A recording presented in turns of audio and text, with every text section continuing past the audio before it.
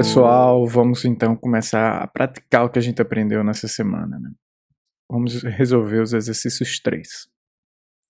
Então, o exercício 3, eu quero que vocês, usando apenas as funções aritméticas básicas, e o if, o else, o function, return, o C de concatenar, o length, e esses dois sinais aqui de porcentagem, que vocês vão descobrir para que serve mais adiante, eu quero que vocês criem uma função que façam essas 5 coisas aqui. Então a primeira coisa que eu quero que vocês façam é criar uma função que retorne o maior número dado 2 valores. Então o usuário vai te dar 2 valores e você vai ter que retornar na função qual deles é o maior, certo? Então pausa o vídeo, tenta resolver e eu já mostro para vocês como é que faz. Ok, então vamos lá. Primeira coisa que quando a gente vai fazer uma função, né, eu posso dar um nome para ela, então vou botar aqui, o nome vai ser maior. Eu uso a setinha para indicar que tudo que vier depois da setinha vai se chamar maior. Eu escrevo a função, o nome function. Então, se o usuário tem que me dar 2 números, eu tenho argumento que são 2 números. Então, eu tenho o número 1 e o número 2, certo? Eu vou abrir as chaves e fechar as chaves. O que vai dentro das chaves é o corpo da minha função. Então, o que eu tenho que fazer primeiro é ver quem que é o maior. É o número 1 ou o número 2? Então, eu vou fazer um teste, né, um teste booleano, perguntando se o número 1 ele é maior que o número 2. Agora, o que é que eu faço? Como é que eu retorno qual é o maior? O teste ele vai me dizer, basicamente, se o número 1 é maior que o número 2. Então, ele vai dar um true ou false. Vai dar true se for verdadeiro, se essa condição aqui for verdadeira, e falso se não. Então, eu tenho que usar a condição se, né, o if. If teste, se isso aqui for verdadeiro, retorne o seguinte, que é o número 1 é maior que o número 2. E se isso não for verdadeiro? Então, o se não é o else. E eu posso copiar aqui o mesmo return, só que trocar. Se não, o número 2 é maior que o número 1. Ok, eu fecho. Vê agora que eu tenho 2 returns, mas só um deles vai ser utilizado, porque se o teste for verdadeiro, esse aqui vai ser utilizado, se o teste for falso, isso aqui vai ser utilizado. Carrego minha função, posso vir agora aqui, copiar o nome dela, copio agora que ela é uma função, abro e fecho o parênteses, então eu escrevo aqui, maior. Qual é o maior dos dois? O 10 ou o 30? Ele vai dizer que o número 2 é maior que o número 1. Eu posso, para deixar mais claro aqui, né, escrever aqui número 1 igual aqui, número 2 igual aqui. E para ficar consistente, colocar aqui junto para ninguém confundir, né? Ok. Eu posso agora fazer o contrário. Ele vai me indicar aqui um outro. Certo, então nossa função já deu certo aqui. A gente já tem uma função que retorna o maior número dado 2 valores. Agora eu quero que vocês façam uma função, né, que indique se o número é ímpar ou par. Vou dar logo uma dica aqui para vocês. Vocês vão ter que buscar um pouco sobre essa função aqui, que é esses duas porcentagens, dois símbolos de porcentagem. Então dá uma olhada, pausa o vídeo agora e tenta resolver. Então, se você pesquisou agora o que significa essas duas porcentagens, você provavelmente encontrou que ele é o módulo da divisão de 2 números. O que é esse módulo da divisão de 2 números? Então, por exemplo, se eu tenho aqui 103, ele vai me dar o valor 1. Se eu tenho aqui 102, ele vai me dar o valor 0. Mas o que é que isso significa? Vamos voltar aqui, ó. Se eu fizer a divisão de 100 por 3, ele vai me dar 33.33333. O R, então, ele arredonda isso aqui, Então vou botar a função round que faz isso. E aí ele usa o 33. Esse número 33 multiplicado por 3 dá 99. 100 menos 99 sobra 1. E esse é o que o módulo da divisão faz. Então ele sobrou 1. O 2, quando eu faço a mesma coisa, a divisão de 100 por 2 é 50. Então 50 multiplicado por 2 dá 100, então sobrou 0. Certo. E qual a utilidade disso? Sempre que um número for dividido por 2, quando você fizer essa operação aqui, ele vai dar 0. Vamos ver outro número aqui, ó.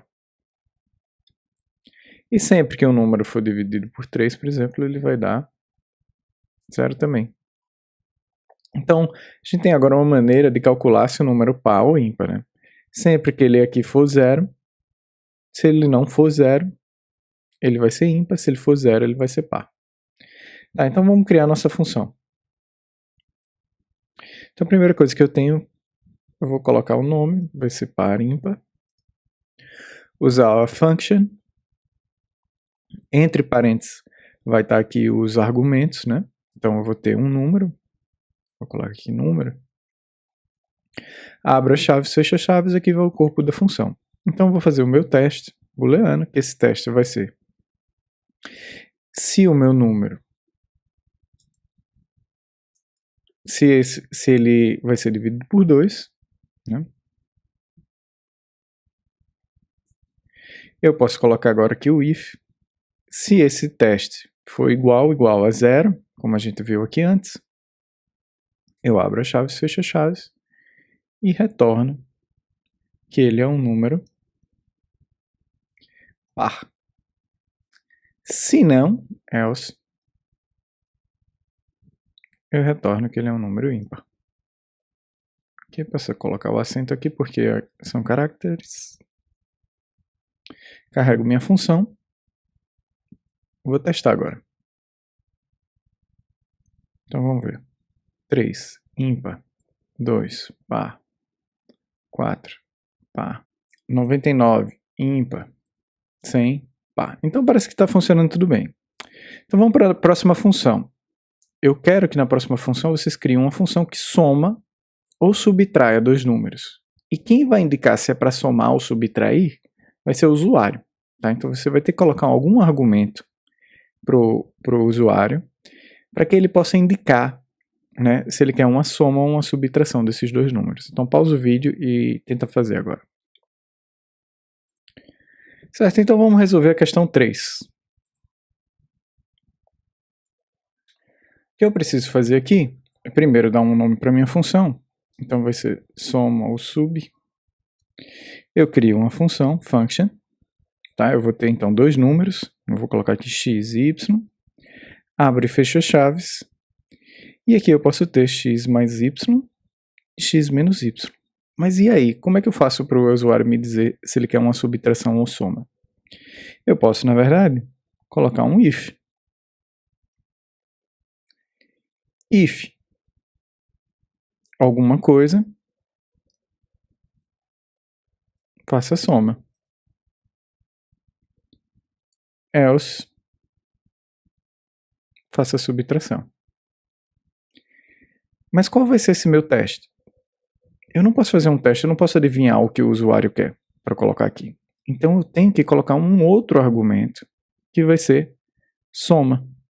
E aí ele vai ter que me dizer se é verdadeiro ou falso essa soma que ele quer. Tá? E eu coloco soma aqui. Então vou mostrar para vocês. Tá? Vou colocar aqui return, se soma for verdadeira, e return, subtração, se soma for falso. Carreguei minha função. Venho aqui. Coloco 10 vai ser meu x, 10 vai ser meu y, e soma, vou colocar true. Já que soma foi true, aqui ele vai retornar x mais y. Se eu boto soma false, ele retorna subtração. Então vê que agora eu vou até limpar aqui o console, rodar de novo para vocês verem aqui em cima. Você vê que o usuário agora ele pode escolher se ele quer soma ou não, ou se ele quer a subtração. Enfim, agora eu quero que você faça uma função parecida que calcule o Shannon ou o índice de Simpson. Usa aquelas funções que a gente já criou nos exercícios 2, porque aí você já aproveita eles e só inclui essa questão do if else para o usuário escolher. Tá? Pausa o vídeo e tenta.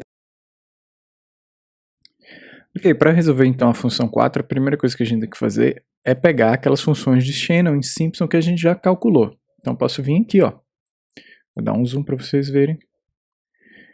Eu posso vir aqui nos meus arquivos, subo vou lá na semana 3, pego aqui os scripts do exercício 2 que eu tinha feito. Você pode olhar onde você guardou seu script dos exercícios 2. E aqui tem, calcule o índice de Shannon. Então eu vou copiar e vou colocar aqui 1. E calcule o índice de Simpson. Eu vou colocar e colar aqui embaixo. Certo, vou tirar um pouco do zoom aqui. Então agora tem a função de Shannon. Vou carregar ela, foi aqui para o meu ambiente de trabalho. Tem uma função de Simpson. Também foi aqui agora para o meu ambiente de trabalho. E posso criar uma função que eu vou chamar de diversidade. Essa função de diversidade, então, ela vai ser um function. Ela vai ter um argumento que é a abundância. E como a gente viu anteriormente, ela vai ter um outro argumento que é indicando se a gente quer o Simpson ou o Shannon. Eu vou colocar aqui que o nome do argumento é método e eu vou dizer que o default dele é rodar o Shannon. Tá? Eu abro e fecho chaves. Por que eu vou colocar isso aqui, esse default, vocês vão ver agora. Então, if método igual a Shannon, abro chave, fecho chave, rode o índice de Shannon com abundância. E ao invés de colocar aqui o se não, eu posso colocar outro if para deixar claro que ele roda só o método de Simpson. Se a gente chamar Simpson, vou botar maiúsculo aqui. E nesse outro if, eu vou ter o índice de Simpson. Essa é uma outra forma que a gente tem, né, de especificar qual das duas funções a gente quer. Pode colocar dois ifs. Então, se for um, retorne o índice de Simpson. Se for o outro, retorne o Simpson. Isso garante que a pessoa tem que colocar o método, especificar o método exato que ela quer. E aqui eu coloquei que o método default é o Shannon, ou seja, se eu não especificar nada, então vou colocar aqui um vetor de abundância, digamos que a primeira espécie tem 10 indivíduos, a segunda tem 5, a terceira tem 3, a quarta tem 20. E aqui eu vou colocar, eu não vou colocar nada, porque se eu não fizer nada, ele calcula o Shannon, que é o mesmo que se eu colocar isso aqui. Ó, isso aqui eu escrevo Shannon. E eu vou colocar aqui agora que eu quero Simpson. E aí ele calcula o índice de Simpson. Então eu tenho agora uma função única de diversidade que calcula ou Shannon ou Simpson usando a mesma função. Tá? Essa segue a mesma lógica então do que a gente tinha feito na função 3. Tá? Só que com uma estrutura diferente. Eu coloquei usando o nome. Né? Eu poderia ter posto, por exemplo, Shannon igual a true ou false, como eu tinha feito na outra vez aqui. Né? Mas essa estrutura aqui garante que a pessoa tem que definir o método exato que ela quer usar. Então, pessoal, para a quinta função, eu quero que você crie uma que retorne bom dia, boa tarde ou boa noite, dependendo da hora. Para essa função, você vai ter que quebrar aquelas regrinhas que eu coloquei lá em cima e vai ter que incluir uma função também que seja capaz de obter a hora desde o R, tá? Então, pausa o vídeo, tenta fazer ela e aí eu já mostro para vocês como resolver.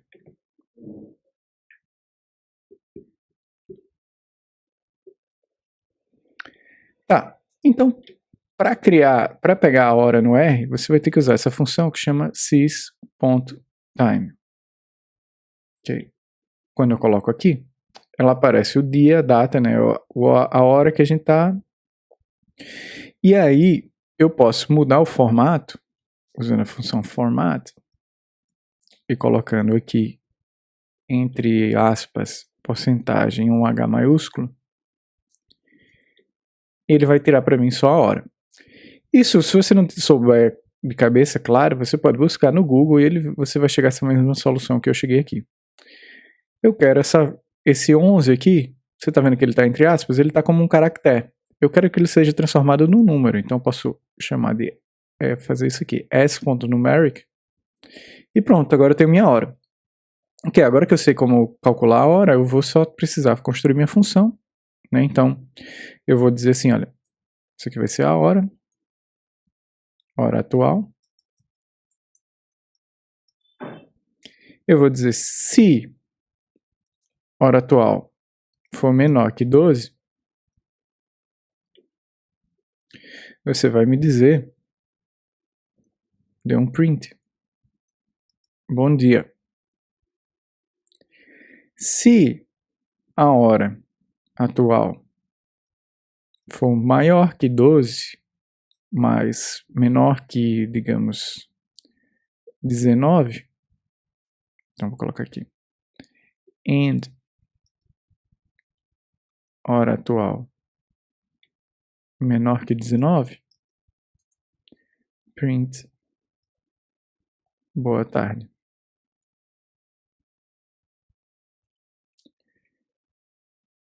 E aí eu copio para boa noite, eu vou ter que ter uma hora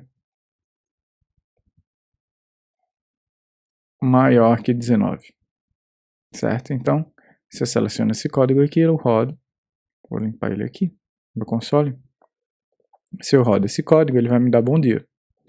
Agora eu tenho que botar isso aqui numa função, eu posso criar aqui function, ele não vai ter nenhum argumento, porque o usuário, eu não vou precisar de nada que o usuário me dê. Fecho aqui, as minhas chaves aqui embaixo, posso selecionar tudo e apertar Ctrl I, que ele faz essa indentação. E vou dizer, saudação vai ser o nome da minha função. Então toda vez que eu usar a função saudação, dependendo da hora, vou limpar aqui o console de novo para vocês verem. Dependendo da hora, ele vai dar bom dia, boa tarde ou boa noite. Certo? Agora ele vai dar só bom dia porque a gente tá de manhã, quando eu tô gravando esse vídeo. Mas você pode testar isso em outros horários e ver se funciona. Certo, pessoal? Então esses foram os exercícios da nossa semana 4, né? Os exercícios 3. Na semana que vem, então, a gente vai aprender sobre os loops, tá? Os tais for.